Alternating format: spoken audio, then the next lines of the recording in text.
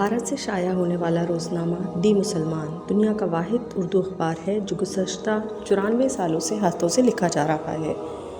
روزنامہ خلیج ٹائمز کا کہنا ہے کہ خطاطی کے ذریعے شائع ہونے والا یہ اردو کا سب سے پرانا روزنامہ ہے جو اب تک شائع ہو رہا ہے۔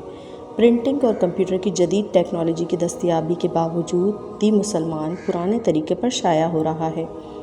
1927 سے مسلسل شائع ہونے والے اس اخبار کے بانی سید عظمت اللہ تھے۔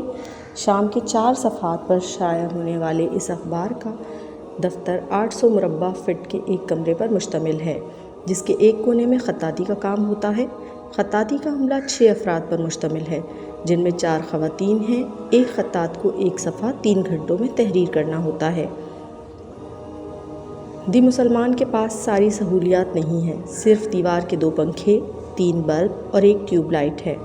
پچھلے سال ہی مدیر کے کمرے میں ایک کمپیوٹر اور ایک پرنٹر لگایا گیا۔ اخبار کی انتظامیہ کا کہنا ہے کہ ان کو اردو خطاطی سے محبت ہے، اسی لیے اس طریقے کو انہوں نے جاری رکھا ہوا ہے۔